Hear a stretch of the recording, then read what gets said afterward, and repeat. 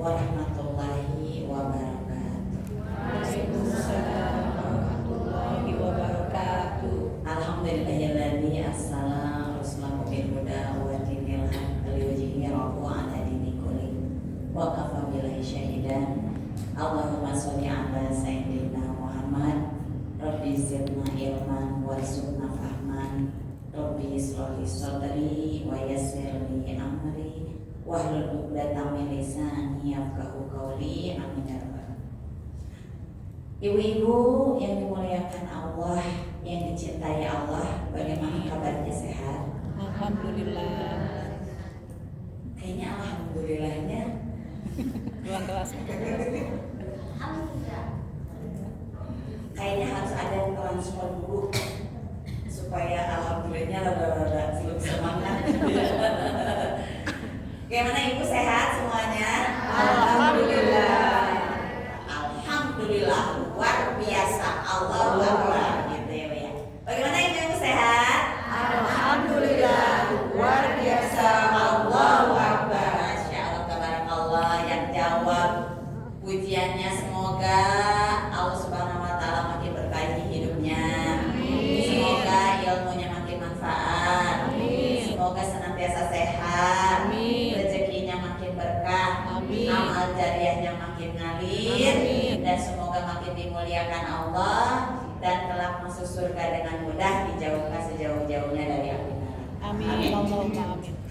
Alhamdulillah wa syukurillah, ini adalah kali kedua ya, kajian Ummahat As-Sofia di Masjid As-Sofia. Jadi pertama kali itu sebelum Ramadan. sebelum Ramadan ya, sebelum Ramadan. Alhamdulillah ini kali keduanya kajian Ummahat As-Sofia bisa dilaksanakan.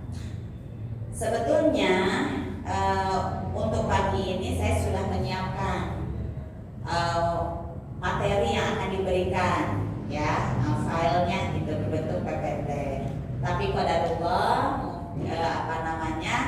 memang harus tidak bisa ditampilkan.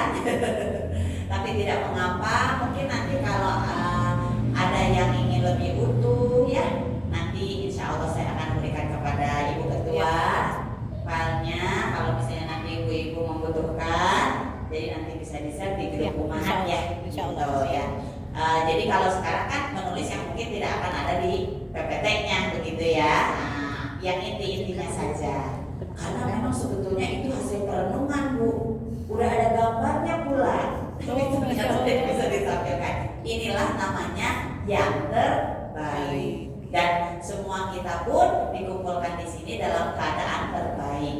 Dan ibu-ibu adalah orang-orang terbaik yang Allah hadirkan di masjid ini tepat di bulan Muharram, bulan yang penuh keistimewaan, bulan di mana 10 para nabi selain Rasulullah diberikan kemuliaan. Dan semoga dengan hadirnya kita Allah memberikan kemuliaan yang banyak. Amin. Ibu, ini bulan Muharram, ini di awal ya. Berarti ini sudah di tanggal, nanti hari Kamis itu tanggal 10 ya. Rabu tanggal 9. Nah, Selasa tanggal 8, sekarang tanggal 7. Nah, siap-siap kita nanti berpuasa Tasu'a dan Asyura. Tasu'a di tanggal 9 Muharram, kemudian Asyura di tanggal 10 Muharram, tepat di hari Rabu dan hari Kamis. Karena memang Masya Allah. Dan kalau bulan Muharram kita itu hadir nih ke kajian, ini dalam sebuah hadis dikatakan amal soleh yang dilakukan di salah satu bulan haram, maka Allah akan lipat gandakan pahalanya. Masya Allah. Dan tepat di awal 10 Muharram itu Allah akan sangat mencintai hambanya yang memberikan persembahan terbaik. Maka semoga langkah kita ya Bu ya, yang dari rumah, yang mungkin ada yang menggunakan kendaraan pribadi, ada yang jalan kaki karena dekat mungkin, ada yang pakai helikopter mungkin. Nah itu tapi semua pasti akan Allah berikan pahala yang besar. Apalagi ini tepat di hari-hari awal bulan Muharram. Kan Nabi Adam itu diterima tobatnya di bulan Muharram. Nabi Yunus itu dikeluarkan dari perut ikan itu di bulan Muharram. Nabi Musa diselamatkan dari kejaran Fir'aun dan bisa membelah lautan itu di bulan Muharram. Nabi Idris ketika diangkat ke tempat tertinggi di bulan Muharram. Nabi Ibrahim bisa kemudian tidak terbakar itu tepat di bulan Muharram. Nabi Ayub ketika dilepaskan dari segala penyakitnya disembuhkan oleh Allah tepat di bulan Muharram. Masya Allah. Ya. Jadi kemuliaan itu Allah berikan kepada para nabi di bulan Muharram dan juga pada nabi kita Nabi Muhammad SAW. Allah genapkan perjuangan nabi dengan nabi hijrah tepat juga di bulan Muharram. Dan pastinya kita sebagai umatnya Nabi Muhammad, kita pun ingin mendapatkan keistimewaan itu. Alhamdulillah Ummahat As-Sofiyah pun hadir kembali tepat di bulan Muharram. Semoga Allah melipat gandakan pahala kita semua. Amin. Pagi ini kita akan berbincang-bincang terkait dengan harta wanita di dalam Islam. Ya. Kenapa sih kok kayaknya judul ini gitu ya diambil? Biar beda, Bu. Ya, kan kalau biasanya tentang kajiannya udah banyak lah Ibu ya. Kalau di masjid-masjid kita bicara sholat, pasti banyak di mana-mana. Ya, bicara puasa. Nah, sekarang kita buat beda nih, kan namanya Ummahat As-Sofiyah harus beda. Ya, jadi supaya nanti makin nambah semangat, makin nambah ingin memperdalam Islam, artinya yang terkait dengan wanita, maka di spesial ini kita akan berbincang-bincang terkait dengan harta wanita dalam Islam. Nah, 2 poin sebenarnya yang akan disampaikan di pagi ini, yaitu harta dalam Islam itu sendiri, dan yang kedua harta wanita dalam Islam. Bagaimana dalam Islam memandang tentang harta wanita? Apakah wanita itu boleh mendapatkan harta? Lalu bagaimana wanita itu mendapatkannya? Lalu seperti apa hisab wanita terhadap hartanya? Masya Allah. Karena pastinya harta itu berkaitan dengan kehidupan sehari-hari, betul gak Bu? Kalau saya tanya, tiba-tiba ibu-ibu dikasih emas lagi mahal. Ada yang ngasih 20 gram sama 1 gram, ibu-ibu mau milih yang mana? 20 gram dong. 20 kan pasti. Oh, dikasih, ambil aja yang besar. Kenapa itu kok bisanya kita lebih cenderung ke yang 20 gram? Karena memang Allah menciptakan kita itu mailul, cenderung kepada harta, gitu. Makanya kenapa Allah itu kasih rezeki ke kita? Karena memang manusia itu butuh. Kalau nggak butuh nggak mungkin, Bu. Coba Ibu, kita bangun tidur lapar nggak? Lapar. Kita beli beras pakai apa? Uang. Nggak mungkin pakai dadu, kan? Terus udah gitu beras harta bukan? Harta. Pakaian kita datang ke sini berpakaian, betul? Itu harta kita. Kita harus tidur di mana? Kan nggak mungkin kita tidurnya di luar rumah. Pasti harus ada rumah. Nah, jadi sebetulnya harta itu tidak selalu serta-merta berkaitan dengan sesuatu yang buruk. Kayaknya kalau bisa harta tuh kayak duniawi banget. Sebetulnya enggak gitu. Kenapa? Karena Allah itu melafazkan harta di ayat-ayat Al-Qur'annya itu dengan lafaz 1 malun, 2 khairun. Kalau Ibu cek di ayat-ayat Al-Qur'an terkait harta itu disebutnya malun. Malun itu dari kata mailun, cenderung harta. Yang kedua khairun. Khair apa Bu? Kebaikan. Jadi kalau misalnya seseorang diberikan harta oleh Allah itu artinya Allah memilih dia dalam kebaikan. Makanya sebaik-baik harta itu berada di tangan orang soleh. Masya Allah. Ya, jadi kalau kita diberi harta oleh Allah itu sebetulnya berarti kita lagi dipilih sama Allah. Cuman masalahnya kadarnya ada yang seperti Abdurrahman bin Auf, Iya. ada yang enggak. Kan gitu ya. Kalau kayak Abdurrahman bin Auf kan Kaya. luar biasa gitu ya.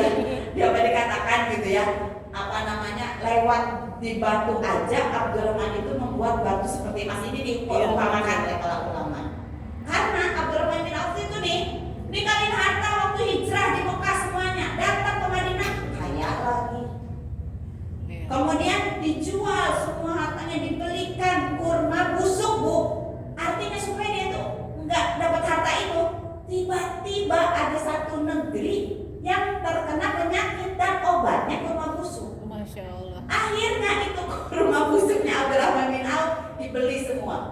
Masya kaya Allah. lagi.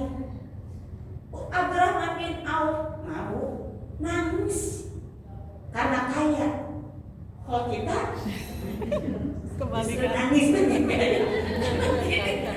karena gini Bu, Rasul bilang di antara semua sahabatku yang akan paling lama dihisab itu adalah engkau, Abdurrahman bin Auf. Iyalah, nangis. Iya sih. Berarti kan lama banget nanti dihisabnya. Iya. Kenapa wahai Rasul, kok aku bisa sampai lama? Apakah aku tidak mencintaimu? Kata Abdurrahman bin Auf. Apakah aku tidak berjuang bersamamu? Begitu. Ikut hijrah. Apakah aku tidak berperang bersamamu? Gitu. Bukan. Karena engkau memiliki harta yang banyak, yang di situ Allah harus mendetili harta itu sampai selesai. Disitulah nangis. Mintalah Abdurrahman itu untuk tidak kaya. Kembalikan. Tapi ternyata yang nggak miskin bagaimana? Jadi Abdurrahman itu mintanya nggak kaya, kaya terus. Dikejar-kejar. Iya. Jadi dikejar. Jadi orang yang dikejar-kejar hartanya Abdurrahman bin Auf. Padahal Bu, sedekahnya Abdurrahman bin Auf itu 500 dinar. Masya Ibu Allah. tahu berapa 500 dinar? Sekali sedekah 1 dinar itu 4,25 gram emas 24 karat. 1 gram emas sekarang berapa Bu? 3,2 jutaan ya? Kan lagi naik-naik gitu Iya. ya. Anggaplah 3 juta misalnya. Berarti kan sekitar 13 jutaan lah ya 1 dinar. Dikali 13 juta 500. kali 500. Masya Allah. Berapa tuh? Udah 65 ya? Bener gak sih? 65 6,5 miliar. Iya. Bener gak? Itu Saya biasa gitu Paris jadi gitu. Ya. 6,5 miliar. Sekali sedekah ya Ustaz. Nah, sekali sedekah. sedekah. Udah gitu sedekahnya nggak diginiin. Hah, tadi bisa kayak gitu ya. Aduh gitu. Sekali sedekah. Tapi itu datang lagi. Maksud Abdurrahman biar berkurang. Maksudnya. Tapi ternyata Malah bertambah. ternyata makin banyak. Masya Allah. Emang udah takdir. Masya Allah ya Bu ya. Masya Allah. Kenapa kok bisa begitu ya? Karena Abdurrahman itu paham bagaimana cara mendapatkan harta yang berkah, bagaimana cara menggunakannya, dan bagaimana agar Allah tetap menyayangi kita dengan harta yang kita miliki supaya bisa masuk nanti ke surga itu karena harta itu untuk kebaikan. Gitu. Nah makanya insya Allah di pagi ini kita akan berbincang tentang harta wanita di dalam Islam. Harta itu di dalam kamus Al-Muhim dikatakan adalah apa-apa yang kamu miliki. Kamus Al-Muhim itu kamus bahasa Arab yang terkenal Bu. Jadi kalau ibu punya kamus bahasa Arab namanya kamus Al-Muhim, nanti ibu lihat cek malun gitu. Nanti ada tuh. Nah itu apa-apa yang kamu miliki dari segala sesuatu. Itu dalam kamus Al-Muhim. Kemudian di dalam kitab Miras Al-Fikr Islam, harta itu apa-apa yang bisa dimanfaatkan menurut cara yang dibenarkan syariat. Menurut cara yang dibenarkan syariat. Apakah lewat jual beli? Kan kalau jual beli kan ada penjual, ada pembeli. Penjual dia menjual barang dan dapat harta. Pembeli dia keluarin harta tapi dapat harta juga kan. Misalnya beli baju, beli pakaian, beli rumah, saya kayak gitu, jual beli, sewa menyewa, pinjam meminjam, ya, atau hibah. Nah kalau hibah itu bukan lewat jual beli, bukan lewat sewa menyewa, seseorang memberikan harta secara sukarela, itu hibah namanya. Itu ada di dalam kitab Al-Fikr Islam tentang definisi harta. Nah jadi harta itu apa-apa yang dimanfaatkan yang sesuai dengan syariat. Kemudian di dalam Mu'jam Lughuh Al-Fuqaha, kitab lain tentang harta, apa itu harta di dalam Islam? Setiap apa-apa yang bisa dimanfaatkan, yang pemanfaatannya dibolehkan oleh syariat. Lebih daripada itu, lebih daripada yang tadi, ada waris, ada wasiat, ada hadiah, ada bekerja dan seterusnya. Jadi luas, gitu. Ya, nah berarti harta itu apa-apa yang bisa kita miliki, betul nggak? Kalau kita lihat dari Kamus Al-Muhyin, Kitab Firas Al-Fiqh Islam, sama Mujam Lugum Al-Fuqaha. Nah, berarti ada tuh di kitab-kitab para ulama gitu tentang harta ini definisinya.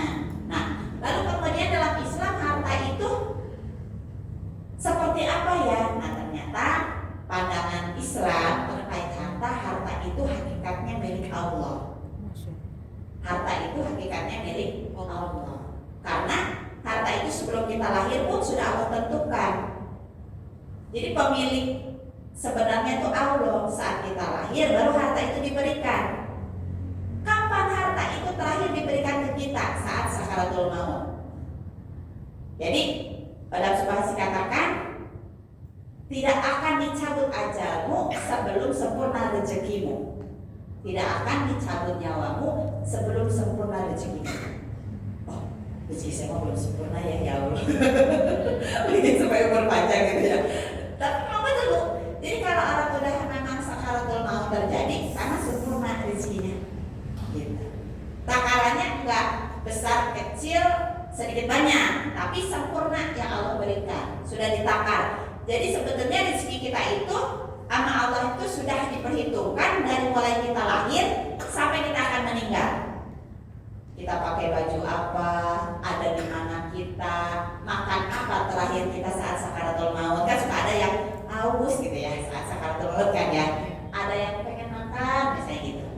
Artinya rezeki itu sudah ditakar. Jadi dari mulai lahir sampai kita meninggal. Jadi sakaratul maut terjadi, meninggal, selesai. Sempurna tuh rezekinya itu gitu. Nah, berarti kan memang hakikatnya dari Allah. Bahkan ketika kita punya harta yang banyak, setelah kita meninggal kan nggak bisa lagi kita dapatkan, betul kan? Nggak akan bisa kita bawa ke alam kubur kita, benar gak Bu? Nggak akan bisa. Kita dikubur terus ikutan gitu, nggak akan bisa. Lagian juga kita nggak bisa berbuat apa-apa. Malah kemudian kan yusikumullahu gitu ya, Allah mewasiatkan harta orang meninggal itu ya Allah dikum kepada kemudian salah satunya anak-anaknya. Artinya nanti dipindahkan, berarti bukan punya dia lagi. Mau punya 3 pulau, mau punya 5 perusahaan, mau punya 1000 baju gitu ya. Tetap aja kalau sudah meninggal dia tidak akan bisa memiliki harta itu. Nah, secara isbari, secara langsung akan dipindahkan tuh hartanya ke ahli waris. Berarti bukan milik dia lagi. Kan gitu ya. Nah, berarti hakikatnya harta itu milik Allah. Yang akan nyampe ke kita itu yang tadi Bu, dari lahir sampai kita meninggal. Kalau perkara amal jariah gimana? Harta yang jadi-jadian. Harta itu kan memang dibuat jariahnya itu saat hidup. Hanya ketika meninggal pahalanya tetap ngalir. Kayak misalnya kalau ibu-ibu kasih mukena misalnya ke Masjid Sofia gitu kan misalnya. Nah, selama orang pakai sholat tuh mukena itu kan terus mengalir. Kita meninggal Bu, mukena itu masih dipakai sama orang untuk sholat ngalir. Kita wakafkan kan gitu ya. Misalnya saya mau wakafkan mukena ini gitu. Atau tanah untuk masjid. Selama orang sholat di masjid itu ngalir tuh, Masya Allah gitu. Jadi itulah yang akan ngalir. Tapi kan yang dilakukannya itu atas hartanya ketika masih hidup, nggak lagi setelah meninggal gitu. Maka memang harta itu hakikatnya milik Allah, diambil lagi sama Allah. Yang ngasihnya Allah, kemudian yang ngambilnya Allah gitu. Maka ketika seseorang punya harta itu haruslah digunakan sebaik-baiknya untuk yang terbaik di hadapan Allah. Karena Allah itu punya pesan di dalam harta itu. Makanya Allah tulis ayat Al-Quran tentang harta itu dengan khairun, dengan kata baik ya, khairun ya. Maka kayak harta wasiat aja itu kan, jika engkau memiliki harta berlebih, di situ khair, lapas itu khair gitu, artinya kebaikan ya, Masya Allah ya, kebaikan gitu. Dan dari mana sih kita tahu bahwa itu tuh dari Allah gitu? Karena Allah sendiri yang menyampaikan innallaha yarzuqu man yasha. Sesungguhnya Allah itu yang memberikan rezeki kepada siapa yang dikehendaki. Gitu. Jadi Allah tuh yang ngasih rezeki itu. Perkara kemudian datang rezeki lewat bekerja gitu ya. Datang rezeki lewat tiba-tiba hadiah gitu. Datang rezeki tiba-tiba lewat wasiat, datang rezeki lewat waris. Nah itu jalan aja, wasilah. Tapi yang ngasih itu sebetulnya Allah. Kan itu suka ada kejadian ya, pulang gajian taunya uangnya jatuh. Dari kamu ya. Bukan Bisa rezeki. kayak gitu kan ya. Berarti kan emang bukan rezekinya. Betul kan? Gitu. Nah artinya memang yang ngasih rezeki itu Allah. Kita usahain dari mana, yang datang dari mana, suka begitu nggak Bu? Iya. Kita mengharap dari A, yang datangnya dari B, kan suka ada tuh yang begitu. Karena takaran rezeki itu begitu.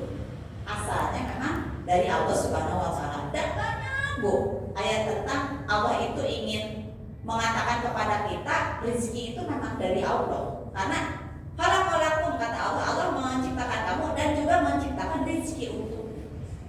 Gitu. Jadi seiring kita diciptakan, seiring rezeki kita diciptakan. Jadi makanya jangan takut tidak akan mendapat rezeki kalau kita belum meninggal gitu.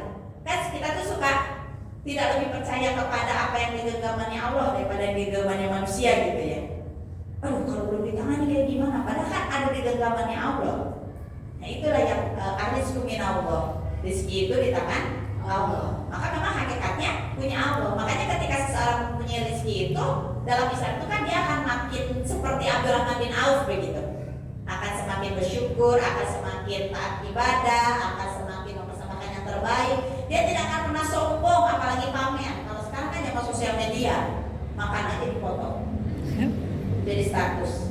Habis dari sini ya, kayak gitu kan ya. Baru beli baju, foto. Jadi kayak gitu kan ya. Iya itu bajunya apa baju orang bisa kayak gitu kan ya. Punya baru foto gitu kan ya. Tahadus hati-hati, tahadus minimah dengan pamer. Tahadus minimah memang ada. Kan tahadus minimah itu seperti memperlihatkan kenikmatan ya, karena kita bersyukur gitu kan.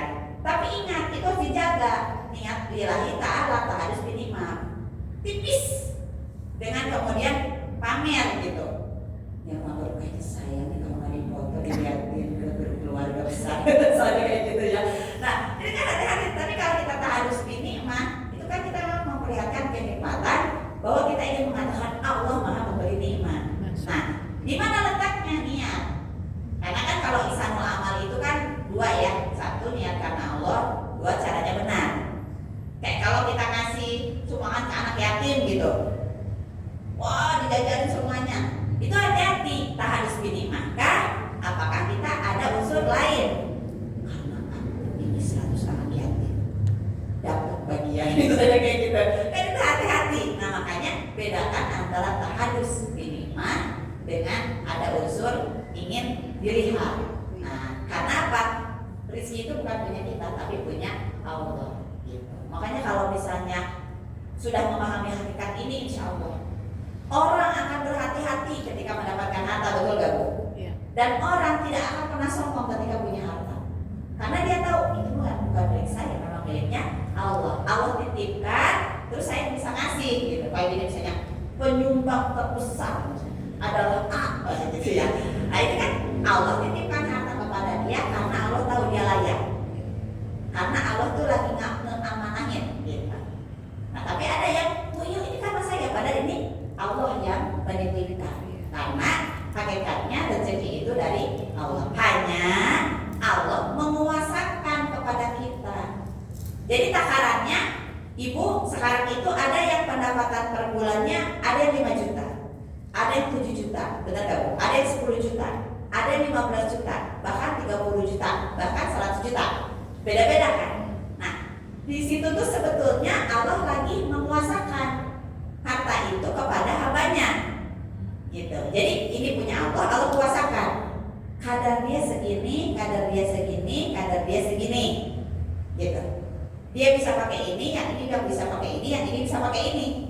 Maka ketika kita tuh menyadari, oh ini tuh kadar yang sudah Allah ukur. Disitulah letak ketika kita mendapatkan harta berapapun itu kita bersyukur.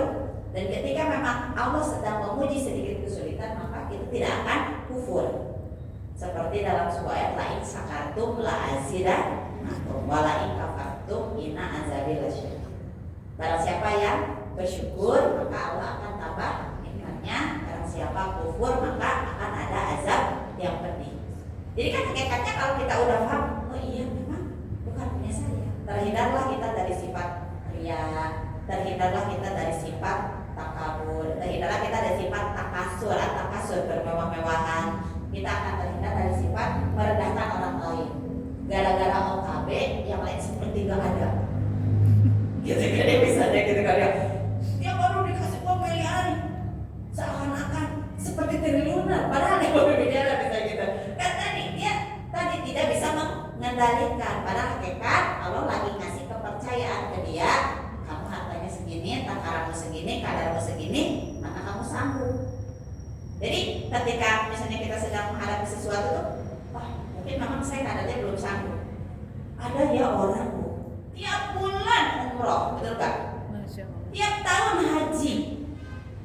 Ada yang dia nanam lagi ke rumahnya. Padahal mungkin aja bocor, jadi dia terus gitu ya. Nah, dia sedang dia takarnya di situ, kadarnya di situ. Dia sanggup kata Allah.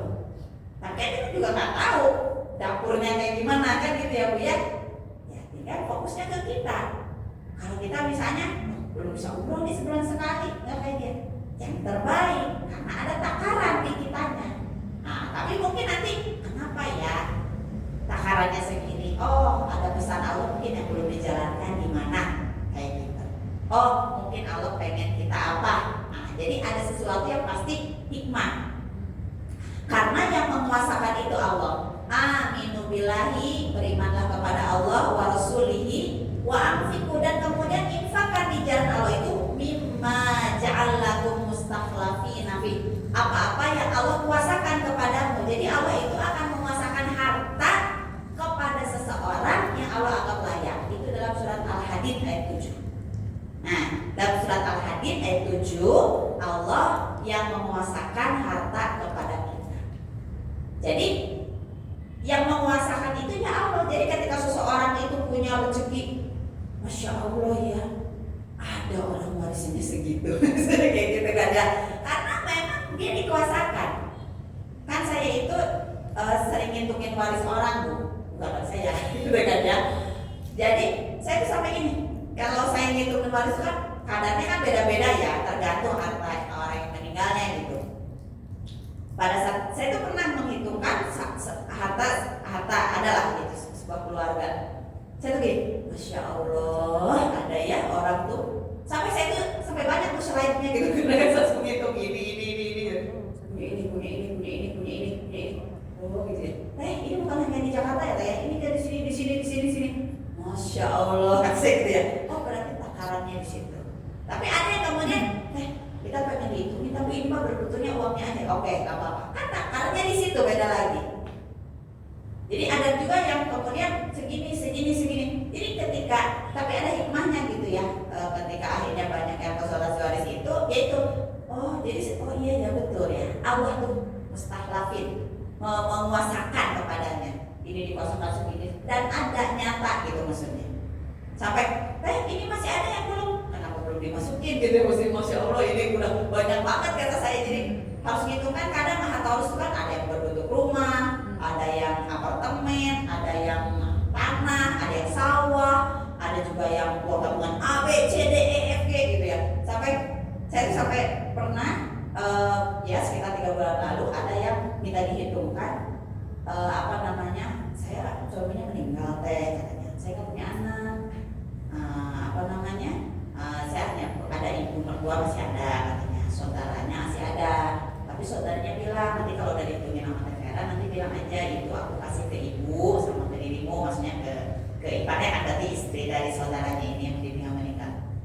Satu, sekarang saya ambil data tuh, tolong uang ada uang ada perhiasan ada ini.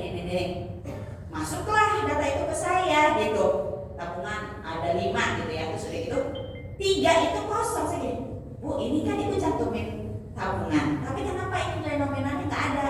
Saya itu udah 2 tahun nggak pernah cek. Sultan kata saya gitu. Sultan ya, sampai 1 rekening sampai 3 rekening kamu lagi cek. Saya gitu, Bu cek Bu tolong ya Bu, kata saya. Karena kan ini kan katanya ini rekening bersama, ada yang rekening suami. Pas gitu ya udah nanti saya cek lagi, nanti saya ke bank gini. Terus ada lah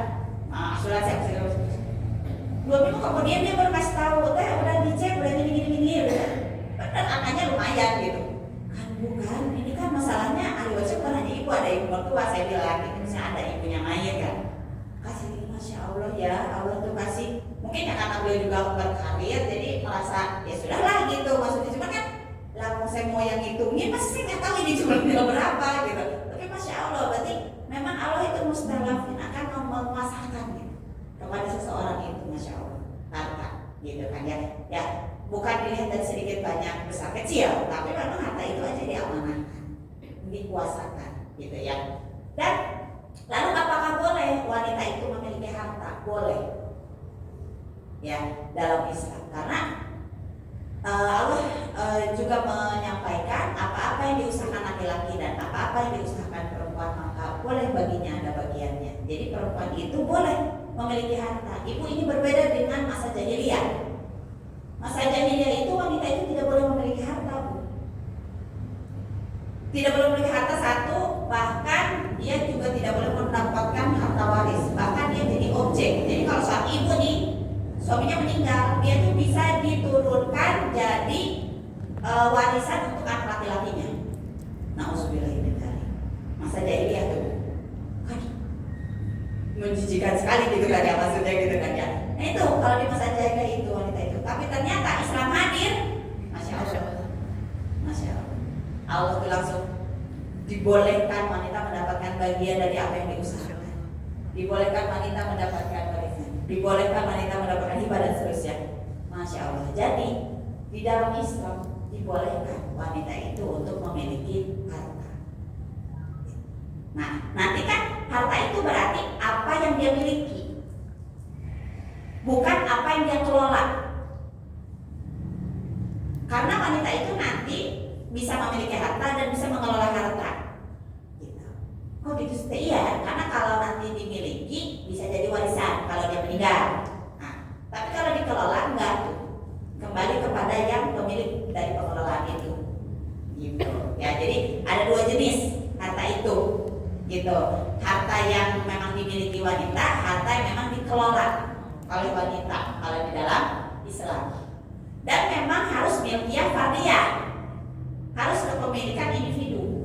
Ya, pemilikan individu itu seperti rumah, kendaraan, tanah, sawah ladang, perhiasan, uang itu boleh. Mau emas, mau perak, mau apapun itu boleh. Nah, yang dimiliki dan dikelola bedanya di mana? Kalau dimiliki itu misalnya wanita diberikan mahar, nah itu dimiliki itu. Makanya seorang suami tidak boleh memaksa meminta kembali mahar, kan gitu ya? Tidak boleh menggunakan mahar istrinya tanpa izin istrinya. Bahkan menjadi suami itu berdosa karena mahar itu pemberian sehingga menjadi hartanya. Maka kalau wanita meninggal, maharnya masih ada padanya, itu jadi harta waris, gitu. Itu dimiliki. Kemudian hadiah. Hadiah itu kan misalnya kalau di dalam fikih Islam itu hadiah itu sesuatu pemberian karena prestasi. Misalnya juara berapa atau mungkin ada prestasi apa diberikan. Ada hibah. Bedanya hibah itu nggak ada prestasi, nggak ada apa, tapi kemudian dia diberikan secara sukarela. Apakah hibah itu orang tua ke anak, ataukah mungkin bukan orang tua, sahabat ke sahabatnya, saudara ke saudaranya. Tapi ingat, kalau hibah, kalau itu hibahnya orang tua harus rata kepada anak. Misalnya nih Bu, Ibu punya 5 anak, Ibu punya tanah 1000 meter. Dalam Islam, hibah itu nggak boleh gini, buat sulung 500 meter, yang lainnya bagi-bagi, gitu ya, nggak boleh. Kenapa? Khusus untuk orang tua ke anak, kalau hibah itu harus rata. Nggak lihat laki-laki perempuan. Kalau waris beda, waris nanti beda, anak laki-laki dan perempuan. Tapi kalau hibah itu rata. Karena ada hadis dulu namanya Nu'man bin Bashir. Nu'man bin Bashir itu masih kecil, datang sama ayahnya, berarti Bashir ayahnya kan, ke Rasul. Ya Rasulullah, aku punya tanah, aku mau kasihkan ke Nu'man, bolehkah? Nah, kemudian Rasul nanya, apakah engkau punya anak selain Nu'man? Gitu, maksudnya punya anak gak selain dia? Gitu ya. Ada, kata Bashir, aku tidak mau menjadi saksi atas kezalimanmu. Artinya kalau kau punya anak, kasihkan tanahmu kepada semuanya. Akhirnya dicabut pemberian itu. Jadi kalau kita punya sesuatu mau kita kasih harus rata. Saat kita masih hidup ya maksudnya gitu. Jadi kalau misalnya punya rumah nilainya harus sama, uang senilai sama gitu. Kan beda Bu ya, kalau nafkah kan kebutuhan. Kan kalau hibah mah bukan kebutuhan. Ya kan bukan nafkah kan, tapi lebih kepada ya sesuatu yang di luar kebutuhan gitu, keinginan, sesuatu yang sudah bukan dibutuhkan lagi, maksudnya gitu. Maka dia harus rata tuh. Nah, apakah seorang wanita mendapat hibah? Boleh Bu. Ibu punya teman ngehibahin ke ibu emas 50 gram. Masya Allah. Cari teman kayak begitu. Nah itu boleh sih? Boleh. Tapi kalau zaman sekarang tuh ya, kalau ibu-ibu tiba-tiba dapat harta banyak, Bu segera itu didokumenkan buat berita acara, biar nggak tiba-tiba dipanggil ada kasus misalnya kayak gitu ya. Wah nanti kita kena. Jadi ini harta bersih diberikan kepada saya katakan segini gitu. Kalau udah besar ya hartanya. Karena zaman sekarang kita harus hati-hati maksudnya gitu. Tapi boleh kan kita mendapatkan hibah? Boleh.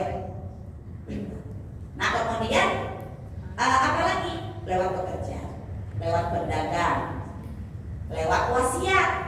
Apa itu wasiat? Akan seseorang ya yang dia itu akan memberikan hartanya kalau dia sudah meninggal. Dia akan memberikan hartanya kalau dia sudah meninggal. Jadi misalnya gini, saya punya tanah, harta saya mau saya kasihkan ke sahabat terbaik saya A namanya, misalnya, atau kepada keponakan saya mana misalnya kayak gitu ya, yang dia tidak akan bisa mendapatkan warisan misalnya. Nah itu berarti dia ucapkan ketika masih hidup, tapi nanti belum jadi pahala karena baru terucap. Meninggallah orang itu. Nah nanti kan yang akan memberikan harta itu adalah ahli warisnya. Saat orang itu meninggal, wasiatnya ditunaikan oleh ahli waris baru jadi pahala. Jadi kalau misalnya kalau wasiatnya nggak ditunaikan gimana? Ah gitu ya. Maka nanti nggak jadi pahala buat dia. Gitu, nggak jadi pahala. Kasihan makanya kan dalam Al-Quran surat An-Nisa ayat 11 dan An-Nisa ayat 12 itu mimba di wasiyati yusi biha audain. Tunaikan pembagian waris itu setelah diselesaikan wasiatnya dan ditunaikan hutangnya. Jadi kenapa sih Pak harus kita menyelesaikan wasiatnya biar pahalanya dapat? Gitu. Kenapa hutangnya harus selesai? Supaya nanti dia tidak tergantung nyawanya, gitu, di yaumil akhir, gitu. Ya, jadi ada namanya mimba di yusi biha audain. Apa itu Bu? Wasiat dan hutang. Jadi wasiatnya boleh nggak didapatkan sama dia? Boleh, gitu. Jadi wasiat itu akan harta ketika masih hidup diberikannya setelah meninggal. Kemudian warisan. Kalau warisan itu harta yang secara langsung dia bisa dapatkan ketika dia punya hartanya meninggal. Gak perlu ada akad kalau waris, gitu. Dan ternyata itu ada di dalam surat An-Nisa ayat 11, surat An-Nisa ayat 12 dan surat An-Nisa ayat 176. Kalau istri suaminya meninggal, dia akan mendapatkan harta warisan. Kalau ibu anaknya meninggal, dia akan mendapatkan harta warisan. Kalau saudara perempuan, saudara laki-lakinya meninggal atau saudara perempuan lainnya meninggal, dia akan dapat harta warisan. Kalau anak perempuan ayahnya meninggal, ibunya meninggal, maka dia akan dapat harta warisan. Berarti perempuan itu bisa mendapatkan harta warisan. Itu jadi miliknya enggak? Jadi. Nah, apa yang tidak bisa dimiliki wanita tapi bisa dikelola wanita? Saya izin berdiri ya Bu ya. Ya, silakan. Duduk terus. Nah, ada harta yang itu wanita itu bisa menggunakan, bisa mengelola, tapi ketika dia meninggal enggak jadi warisan dia. Maka bukan harta yang dia miliki, hanya harta yang dikelola, yaitu harta nafkah dari suaminya. Karena kalau harta nafkah itu di dalam hadisnya juga dia akan dimintai pertanggungjawaban terhadap harta suaminya. Nah, disebutkan di situ tuh tetap aja harta suami. Enggak begini, enggak bagianmu dalam usahamu kan gitu. Tapi harta suami dikelola olehnya, dimintai pertanggungjawaban. Jadi kalau misalnya gini Bu, ada rumah, suaminya bilang nanti yuk menikah nih, terus kita tinggal di sini kata suaminya, nah gitu ya. Itu jadi milik dia apa nafkah suaminya atas tempat tinggal? Nafkah. Nafkah atas tempat tinggal. Kemudian ketika dia meninggal, apakah itu harta warisnya? Bukan. Beda kalau begini, kata suaminya. Ini saya beli rumah, kita tinggal di sini. Ini rumah kita berdua. Oke. Itu jadi harta apa? Harta bersama. Nah, namanya sirkah amlak. Nanti kepemilikannya 50% punya suami, 50% punya istri. Maka 50% dari rumah itu menjadi milik dia bukan? Iya. Yang 50% lagi milik dia bukan? Bukan, tapi milik suaminya. Jadi yang 50% nafkah suami, yang 50% milik dia. Kalau dia meninggal, yang jadi waris dia yang mana? Yang 50%. Oh, berarti pintar-pintar. Ini berdua apa bukan? Gitu. Aku tinggal di sini aja apa berdua? Berdua tuh dapat 50%. Nah, apalagi kalau misalnya ini aku beli, ini buat kamu, gitu ya, dihibahin. Suaminya menghibahkan rumah ke istrinya. Udah itu mah jadi milik dia, gitu maksudnya. Bukan nafkah lagi, tapi pemberian. Nah, kalau nafkah, ya nafkah digunakan. Dia datang di situ, dia tinggal di situ, tapi tidak menjadikannya memiliki.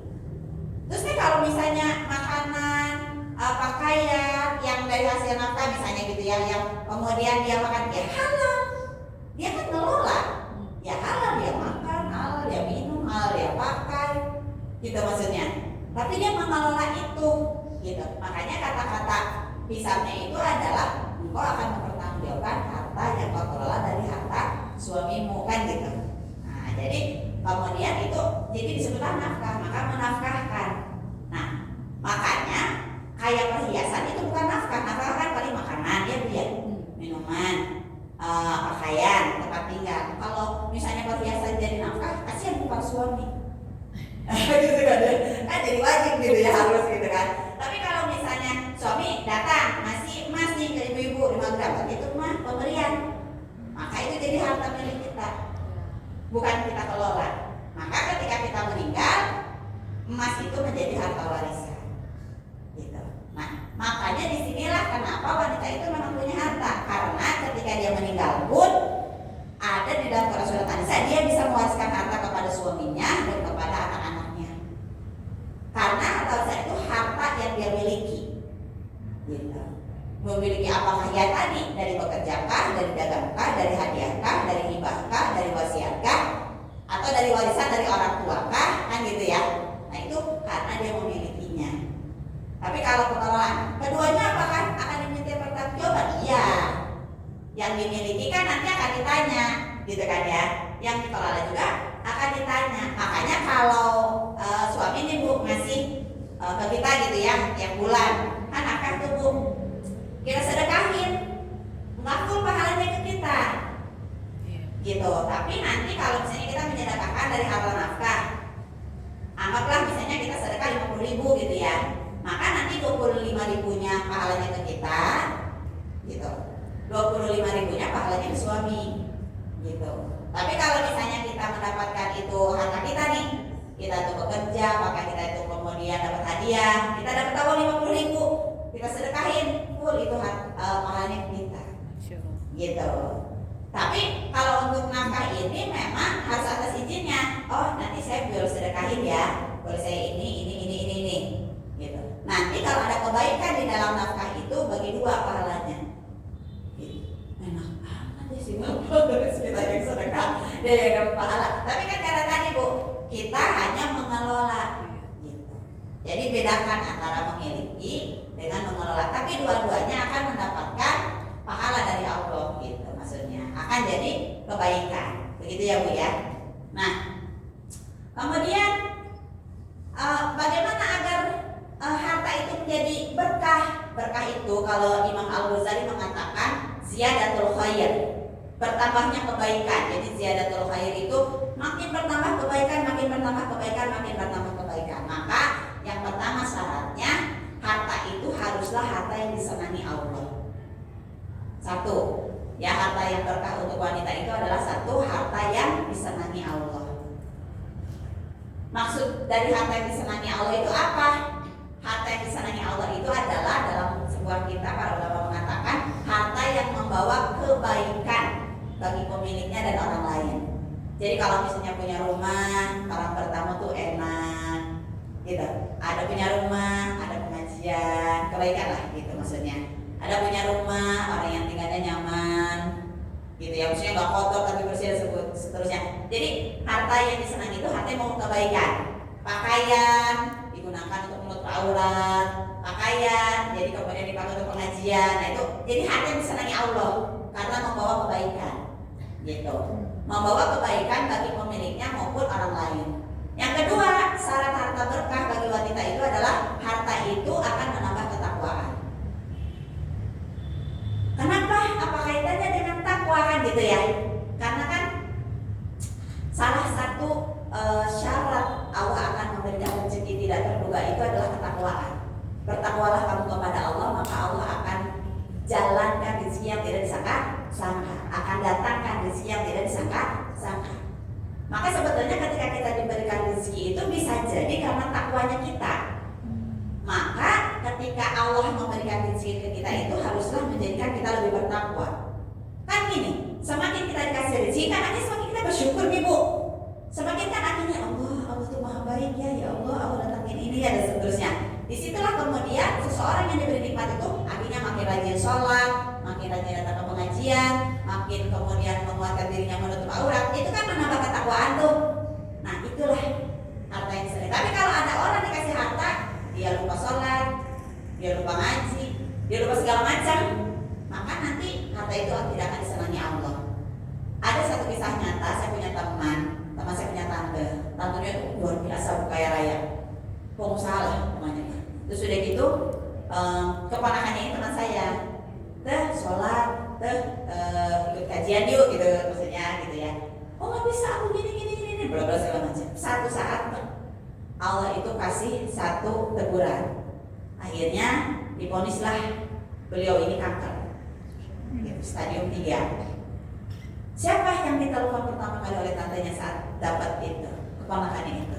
Setelah datang orang malah kamu ngapain sih ngatur aku gitu sering kayak begitu lah. Tapi teman saya itu istiqomah gitu ya, kasih tahu maksudnya kan tadi udah kasih rezeki itu ini banget, ayo maksud dari keponakannya itu tuh bersyukur, tuh sholat tuh gini. Tapi seringlah game gitu. Tapi ketika akhirnya kanker stadium 3 Bu, itu langsung yang ditelepon pertama kali ada teman saya itu keponakannya nangis kan. Saat itu siapa yang dipanggil ke rumahnya keponakannya itu teman saya itu, ke rumah dong, tante pengen ngobrol, maksudnya gitu.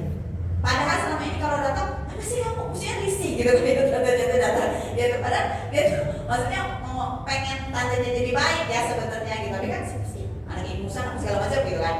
Tapi ternyata pada saat itu ketika dia akhirnya kan ke stadium 3, kemudian dia panggil keponakannya, dia bilang gini, waktuku terbatas, ajari aku, udah gitu aja, ajari tante sholat, ajari tante ngaji, ajari tante tiap hari Bu, Masya Allah. Teman saya tuh nangis Bu ke saya gitu ya, tapi kan ya teh, gak harus gini dulu ya, maksudnya gak harus sampai kemudian Allah itu kasih dulu sesuatu, kemudian akhirnya dia sampai ini. Tapi itu luar biasa, mengaji pengen tiap hari, sholat sampai kalah kan, sholat sunnahnya, sholat segala macam, sampai akhirnya bukan dia meninggalkan, akhirnya dia wakilkan ya, usaha-usaha dia kan banyak gitu, bagaimana terus sedekahin apa segala macam, karena dia tahu sebenarnya aku bakal mati katanya gitu. Kematian menjemput, tapi kan ajal itu bukan karena apa-apa, ajal itu langsung dari tangan Allah. Hanya terkadang orang kalau dikasih sakit itu kan emang akan lebih dekat ya kepada Allah gitu maksudnya. Tapi kan maksudnya kita tidak harus seperti itu dulu untuk kemudian akhirnya lebih bertakwa itu kan gitu. Lo harus bagaimana dulu gitu. Tapi ternyata ada yang seperti itu. Dan saya tuh nangis banget ya, dan saya juga ya ikut nangis sama Allah. Sebenarnya tante kamu tuh orang baik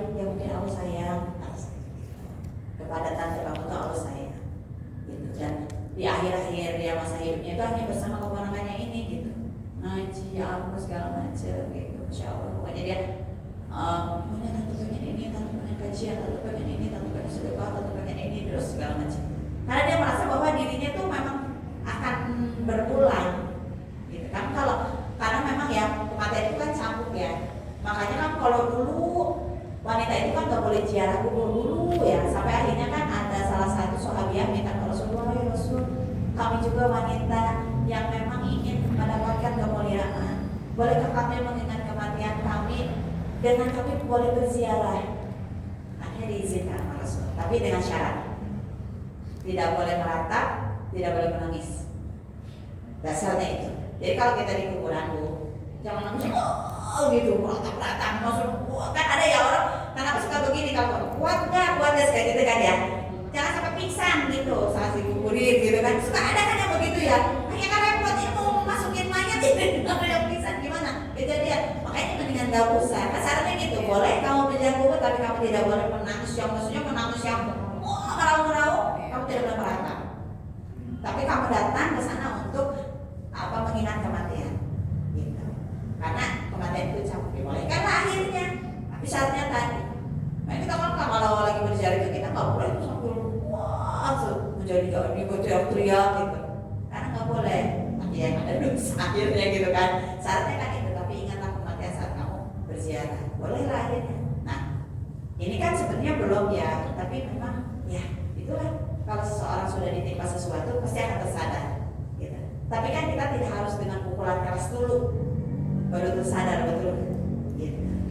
Tapi justru memang di sisa umur kita yang sekarang juga nggak pernah tahu ya Bu ya, apakah hari ini kita masih ada ya kan? Apakah sore malam, apakah besok, kita nggak pernah tahu. Makanya di sisa umur ini kita minta kepada Allah umur berkah ya Allah. Di sisa umur ini kita pengen ya Allah yang terbaik memberikan kepada Allah, sehingga Allah tuh akan ampuni dosa-dosa itu, gitu.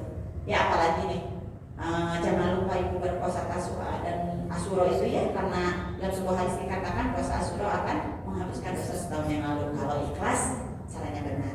Gitu. Yang kita pengenkan itu, gitu ya. Nah harta yang kemudian berkah itu yang menambah ketakwaan. Kemudian yang ketiga, harta yang disebut berkah ziyadatul khair itu harta itu tidak mudah hilang. Ibu pernah nggak punya harta tiba-tiba kok kayak yang habis ya? Tiba-tiba bingung gitu kemana gitu. Kok cepet amat ya? Tandanya nggak berkah. Gitu.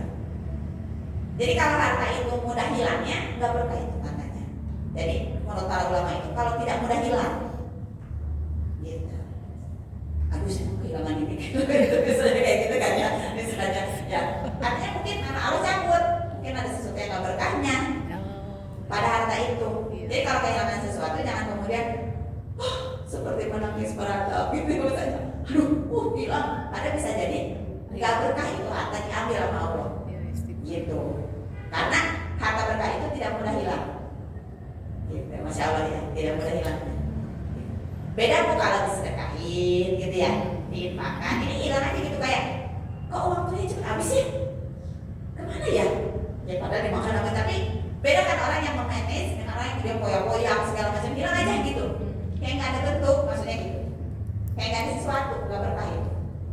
Tapi kalau kita tuh punya uang, nanti kita merasakan sesuatu manfaat padanya, nah itulah yang disebut tanda berkah. Bukan masalah besar kecil sedikit banyak. Gitu. Jadi syarat ketiga bahwa harta itu menjadi berkah untuk kita kalau tidak mudah hilang. Bukan numpuk-numpuk, bukan maksudnya, tapi ada sesuatu jejak pada harta itu. Nah, gitu. Jadi sesuatu, maksudnya gitu.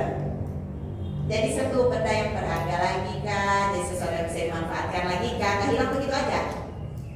Jadi kalau ada yang hilang, Allah lagi cabut keberkahannya. Allah lagi menyelamatkan kita dari ketidakberkahan harta itu sebetulnya.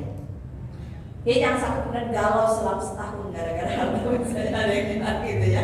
Aduh, coba ya, seandainya. Terus aja begitu, tapi kan bagaimana kalau misalnya sudah hilang? Ya, tadi Allah lagi nyelamatin kita dari ketidakberkahan harta.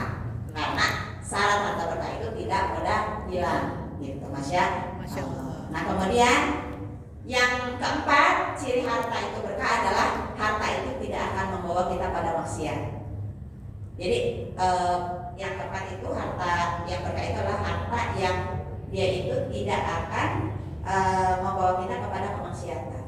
Tadi ya, ria, nggak akan bawa kita ke ria, nggak akan menjadi kita sombong, nggak akan menjadi kita merendahkan orang kemudian akhirnya berpoya-poya yang segala macamnya, atau kita berjalan ke arah kemaksiatan, membeli yang haram, misalnya melakukan sesuatu yang haram.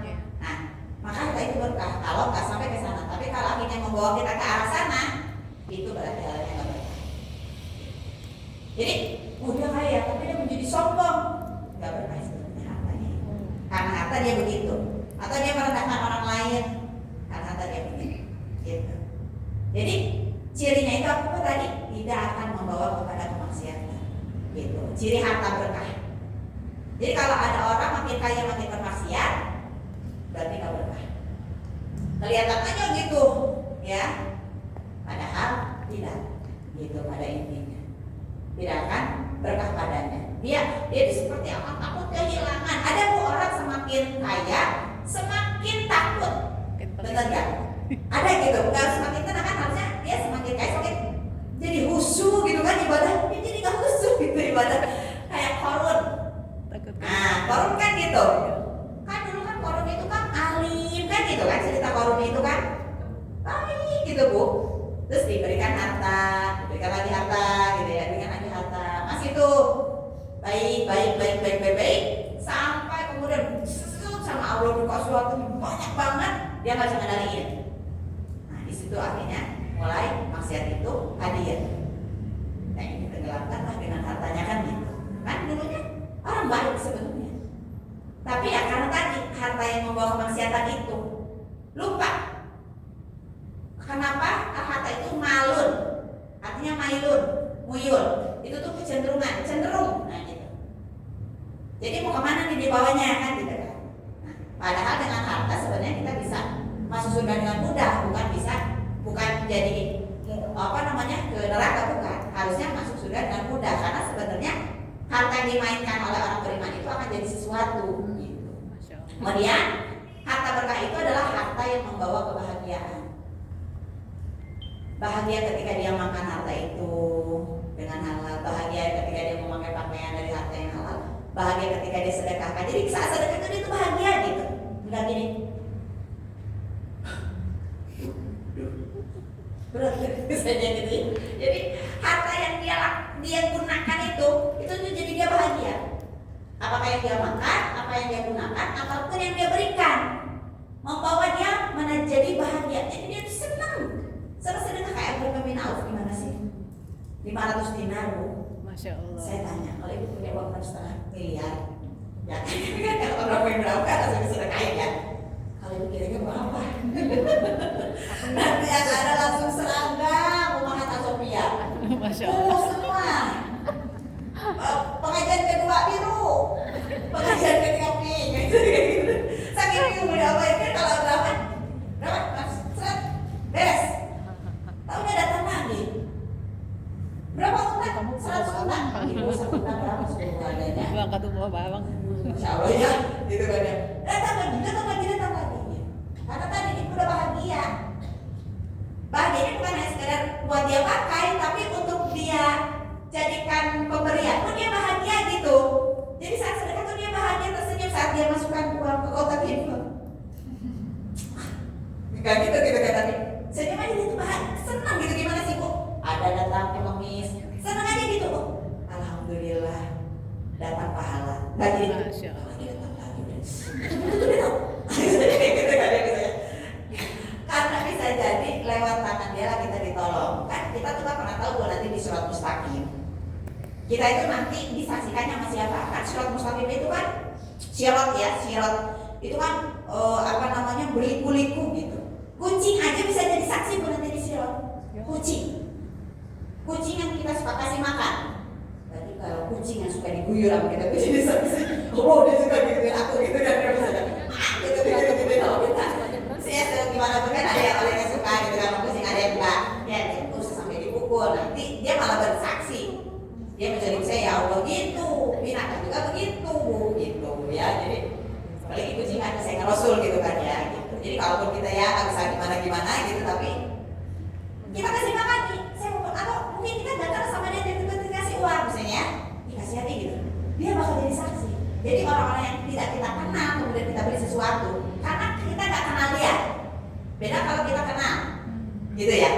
beres tuh. Tapi kita nggak kenal dia.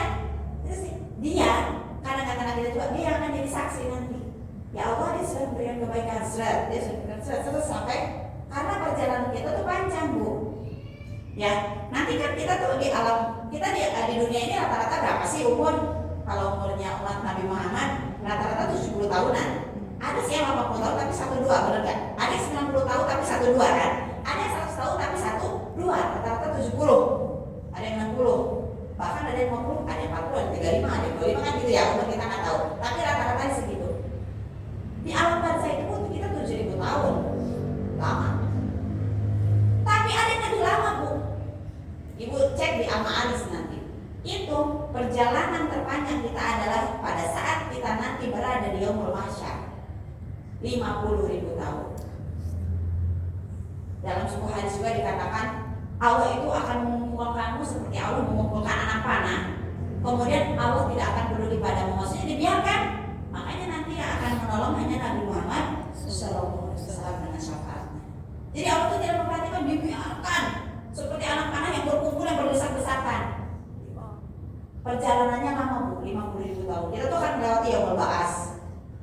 Kemudian Yaumul Mahsyar, Telaga, Yaumul Hisab, Yaumul Mizan, kemudian ada nanti Syirat, kemudian nanti ada Qantarah, baru antara surga dan neraka.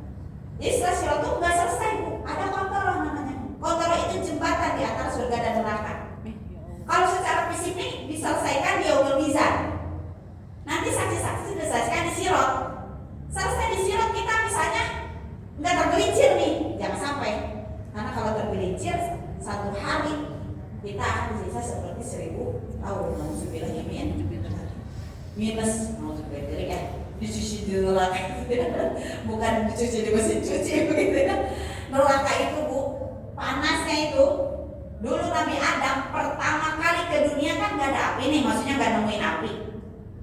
Datang ke malaikat Jibril, malaikat aku butuh api, kata Nabi Adam. Baik, malaikat tuh kan langsung naik tuh ke langit, ambil satu debu dari api neraka. Nabi Adam nggak sanggup, dibawa lagi, diletuskan Bu di satu gunung, direndam di lautan tandingnya 100 tahun kan bedanya kan satu hari 1.000 tahun ya, jadi truk gitu 100 tahun, bawa lagi masih nggak sanggup, dibawa lagi sama malaikat, diletusin lagi di satu gunung, kemudian setelah diletusin direndam lagi di lautan tandingnya 100 tahun, jadi kan 200 tahun tuh debunya diambil. Itu api di dunia yang bisa membakar segalanya gitu. Itu. Jadi yang ada di dunia itu adalah sebutir debu ya Bu ya. Bagi debu dari debu maksudnya gitu. Yang sudah direndam di lautan terdingin 200 tahun, yang sudah diletuskan di 2 gunung. Ibu bayangkan gimana itu kalau kita tergelincir. Nauzubillah summa nauzubillah. Belum selesai Bu, di Siratul Mustaqim kita akan datang ke Qantarah. Apa itu Qantarah teh? Jembatan di atas surga dan neraka. Itu buat apa? Qantarah itu untuk penyakit hati. Kecewa. Bukan masalah yang kalau yang menyakiti hati mah kan nanti urusannya Yaumul Mizan tuh, Yaumul Hisab. Ini kalau kita masih punya sakit hati sama orang, belum memaafkan, walaupun kita yang disakiti, tapi kita masih sakit hati nih. Pasang status foto sama suami, oh ini masih sakit hati. Misalnya riwayat misalnya gitu ya. Nah, itu di Qantarah. Orang yang masih punya sakit hati, yang masih punya rasa benci, yang masih kecewa, dia nanti akan dikisos. Yesus tuh disiksa sama malaikat. Nah, kan kita sakit hati, iya karena surga itu tidak boleh untuk orang yang ada penyakit di hatinya. Jadi surga itu adalah untuk orang-orang yang hatinya bening, hatinya bersih. Ya Allah. Paham nggak maksudnya? Jadi tidak ada dendam, tidak ada benci, tidak ada kecewa, tidak ada galau, bersih sebersih-bersihnya. Makanya kan irji' ila rabbika kan gitu ya, kembalilah ke jalan Tuhan kan gitu ya. Kembali kan gitu kan. Terus dia kemudian kan Allah juga katakan ruh-ruh yang mutmainnah, yang tenang gitu. Nanti kan setelah dari Qantarah itu sebelum masuk ke surga itu ada Ibu ya, bisa disitu di Al-Qur'an tuh nanti mereka akan berhadapan-hadapan di dipan-dipan, saling duduk menunggu kapan mereka dimasukkan, di mana hati-hati mereka bersih. Makanya memaafkan itu dari sekarang. Masya Allah. Aduh, jadi seperti ini. Tapi memang betul Bu begitu. Artinya kalau yang menyakiti kan memang dosa. Paham gak Bu? Menzolimi kan dosa. Tapi kan kita nih posisi yang disakiti. Kita nih gitu yang disakiti. Kita pun gak boleh memendam itu sampai kita meninggal, maksudnya gitu. Karena kita nanti akan dibersihkannya sama malaikat di kotor. Jadi gak boleh. Jadi orang yang masuk surga itu benar-benar harus bersih, bening, gak boleh ada rasa apapun. Ridho, mutmainnah, Masya Allah. Gitu ya, itulah surga. Makanya kenapa Nabi Adam itu saat diturunkan dari surga ke dunia pingsannya 40 tahun. Karena menurut Nabi Adam dunia itu bau. Kan berarti kan enggak bau gitu ya. Karena kan Nabi Adam mau ke surga, itu masalahnya. Kita kan enggak tahu ya maksudnya. 40 tahun saking gak kuat berfrekuensi antara surga sama dunia, jadi gak kuat gitu. Nabi Adam itu 40 tahun baru cuman bayangkan baru tahu. Makanya dimensinya beda. Makanya disinilah kenapa kemudian saat nanti seseorang itu masuk tuh harus bersih. Makanya kenapa ada hisab. Jadi kalau yang yaumul hisab itu fisik gitu ya. Nah tapi kalau nanti kotor hati, kotor itu hati. Tapi kan kita korbannya, iya tapi hati kita. Makanya ada maafkan, memaafkan. Allah aja Ghafurur Rahim. Seandainya engkau bawa dosa segunung Tihamah, tapi engkau memohon ampun, maka Allah akan memaafkan. Masya Allah. Itu begitu ya. Jadi memang harus sebersih-bersihnya. Jadi apa yang kita bawa, benar gak Bu? Apa yang kita makan sampai hati kita. Makanya kalau kita sedang bahagia, semuanya harus bahagia. Jadi benar-benar dalam keadaan yang bersih gitu, dan akan jadi aman. Nah Abdurrahman bin Auf itu udah sebahagia itu gitu, Masya Allah. Gue mau nggak jadi Abdurrahman bin Auf seperti, maksudnya kan udah nggak ada ya gitu kan, udah nggak ada, udah meninggal gitu. Nah agar kemudian gimana caranya nih Teh Vera gitu ya, saya tuh biasanya panggil Teh biar dekat aja gitu ya, apa namanya, suka malu kalau dipanggil ustazah gitu ya. Dan IG saya juga, ibu kalau nyari IG saya di Instagram Teh Vera, Teh.Vera, Teh Vera. Nah ada tuh lanjut gitu kan ya. Nah lanjut, Teh Vera suka promosi aja ya, promosi IG maksudnya biar banyak yang follow. Nah di sini kita lanjut lagi agar berkah gimana. Pertama diperolehnya harus secara benar. Karena ada sebuah hadis, tidaklah seorang mendapatkan harta dengan cara yang haram, kemudian dia infakkan. Jadi dia caranya haram nih, dia infakkan, betul ya, baik, infak namanya juga ya. Kemudian dia beri keberkahan pada harta itu dengan disedekahkan. Jadi si orang ini menyedekahkan, menginfakkan, dia lakukan kebaikan, tidak lakukan kemaksiatan, cuma cara dia mendapatkannya haram. Maka semakin dia melakukan itu, semakin dia dekat dengan api neraka. Mauzubillahimin. Karena apa? Karena Allah tidak akan pernah menerima kalau sumbernya haram. Gitu maksudnya, paham ya? Padahal kan dia baik ya, maksudnya gini loh. Kan dia infak tuh, kan dia dapat haram, gitu ya, istilahnya gitu kan. Dia bukan hasil mencuri nih. Tapi dia infak, dia bukan jadi berpoya-poya, tapi dia melakukan kebaikan, tapi nggak diterima karena tidak sah, gitu. Harta tersebut nggak sah buat dia, maksudnya gitu. Bukan miliknya, kan tadi Allah memberikan kalau sesuai syariat, gitu. Masih ada jalan lain kan, gitu maksudnya ya. Nah kemudian yang kedua, hartanya harus halal, zatnya halal. Ya makanya kan dagingnya harus daging yang halal gitu ya, minumnya harus minuman yang halal gitu. Kenapa? Karena setiap, dalam sebuah hadis Al-Tabrani, setiap daging yang tumbuh dari sesuatu yang haram, maka api neraka untuknya. Setiap daging yang tumbuh dari sesuatu yang haram, maka api neraka untuknya. Padahal apa namanya, jangankan kita, neraka aja nggak mau dekat sama neraka. Kan neraka itu ada 7. Ada satu neraka yang itu ditakuti oleh neraka lain, yaitu neraka jahanam, sakor. Neraka jahanam, neraka aja nggak suka sama dia lagi. Nauzubillah, Makanya kan kalau bicara neraka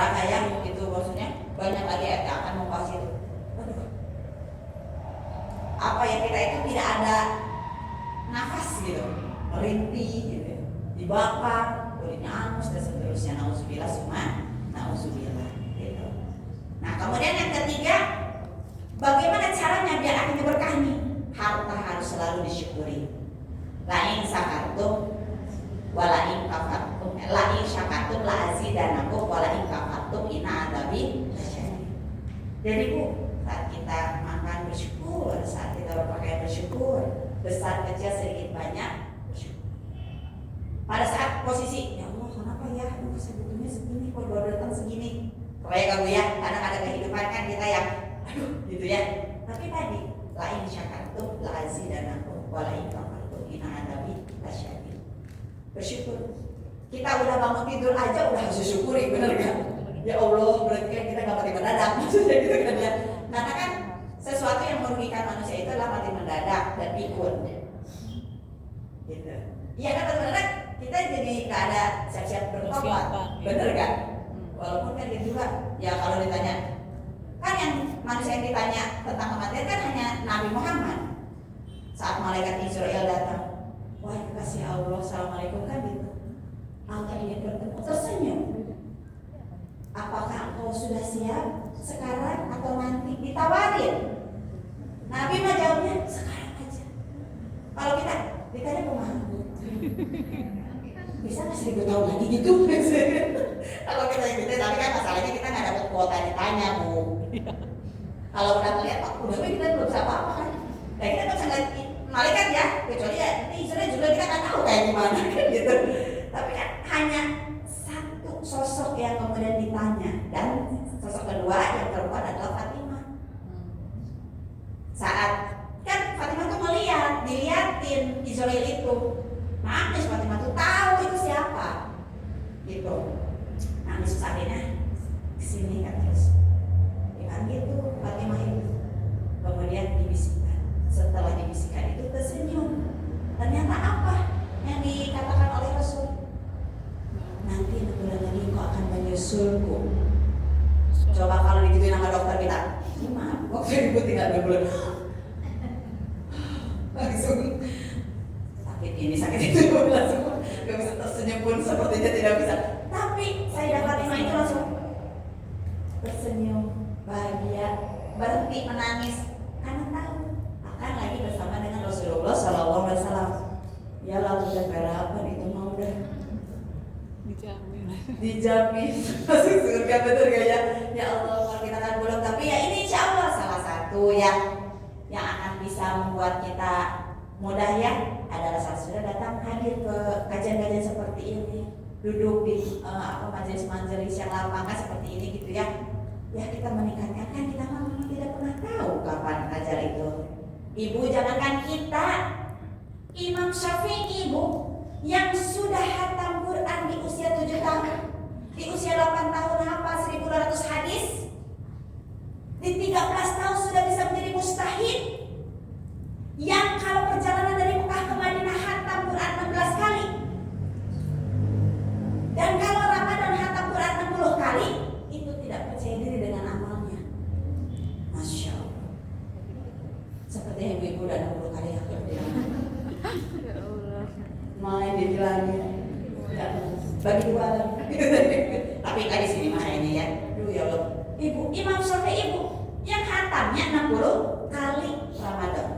Perjalanan dari Makkah ke Madinah 16 kali hatam. Bukan tidur. Oh, perjalanan itu. Udah sampai. Kalau Imam Syafi'i 16 kali buat. Enggak percaya diri ibu dengan amal. Yang sudah hafiz Quran 30 juz.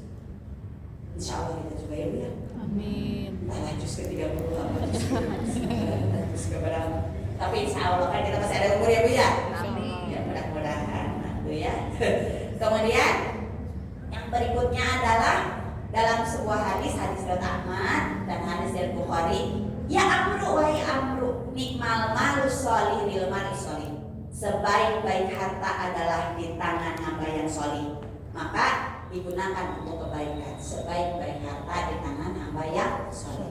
Orang yang sholih itu pastinya dia akan mencari yang halal, dia akan gunakan untuk kebaikan. Pakaiannya akan jadi saksi. Ibu pakaian ibu yang ibu pakai ya, kalau pakai aja jadi saksi, itu jangan salah. Pulpen yang ibu buat catat, handphone yang ibu buat catat untuk kebaikan itu jadi, insya Allah jadi kebaikan, jangan salah itu harta kita. Ya, tas yang kita pakai untuk datang ke kebaikan jadi itu nanti, masya Allah. Makanan, minuman, apapun jadi kebaikan kalau di tangan orang soleh itu. Gitu. Jadi kalau orang soleh itu misalnya nggak akan koleksi-koleksi yang aneh-aneh gitu, koleksi yang 3 lemari bajunya, padahal itu bakal dihisap. Nah, sekarang kan senang gitu orang kalau di sosial media dia senang, ini baju dari saya, ini tas, ini sepatu, ini Polandia, ini Jerman, Prancis, baru. Pas kita ke Ciamis, ini Cikarang, ini gitu ya. Tapi kan maksudnya, padahal itu tuh kan bakal ditanya, nggak akan jadi apa-apa kan? Tapi coba kalau dia kasih, ya kan? Kalau dia sedekah, bakal jadi sesuatu. Bahkan kan ada satu riwayat seseorang yang sedang sakaratul maut, kemudian ditanya oleh Rasul, apa yang kau inginkan seandainya aku masih bisa hidup 1 hari, aku akan bersedekah, kata Rasul, kata sahabat tadi. Seandainya aku hanya bisa bersedekah dengan 1 buah kurma, aku akan bersedekah dengan 1 buah kurma. Maksudnya jika hartaku hanya 1 buah kurma saja, aku akan berikan itu kurma. Maksudnya gitu, paham ya maksudnya? Karena itu yang akan bisa seperti air yang membakar api, ya air yang menginginkan api. Jadi kalau kebakaran terus ada api, nah gitu. Masya Allah. Ya Bu ya, mudah-mudahan bisa bermanfaat. Mudah-mudahan akan bisa semakin kita bersemangat untuk lebih lagi mengkaji ilmu Allah Subhanahu wa taala. Mudah-mudahan apa yang kita miliki menjadi keberkahan. Mudah-mudahan harta kita menjadi berkah. Putra-putri kita menjadi amal jariah untuk kita semuanya. Amin. Saya doakan ibu-ibu selalu sehat ya Bu ya. Semoga silaturahmi kita tidak terputus ya Bu ya. Semoga nanti kita bisa menjadi saksi bareng-bareng ketemu lagi tidak di dunia, di surga Allah. Amin. Ya, bertemu lagi. Oh ternyata satu kali. Nah, ya. Tetangga di dunia atau tetangga di surga. Cuma masalahnya satu surga apa enggak ada? Surga berapa dia? 21 surga 2. Agak gitu kan ya. Tapi mudah-mudahan siapa tahu ya. Tidak bertetangga di dunia tapi bertetangga di surga.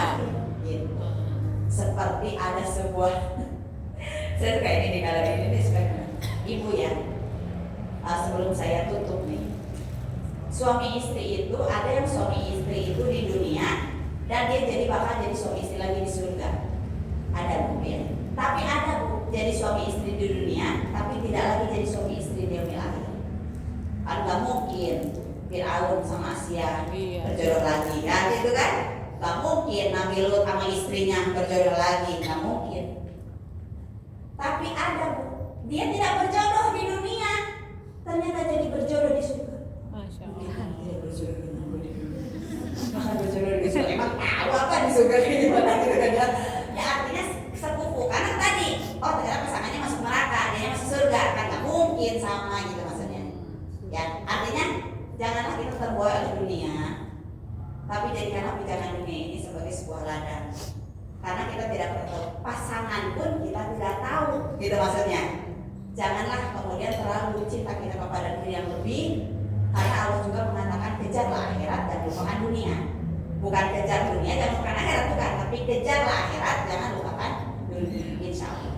Kita membahas harta di sini agar kita mengetahui harta yang berkah seperti apa, agar harta yang kita miliki menjadi pahala dan kebaikan, agar harta yang kita miliki menjadikan jalan untuk kita mudah masuk ke dalam surga. Oke, itu saja. Wallahu a'lam, mohon maaf lahir batin. Saya kembalikan kepada Ibu MC yang cantik solehah kesayangan. Assalamualaikum warahmatullahi wabarakatuh. Waalaikumsalam. Masya Allah, Ustazah, ilmunya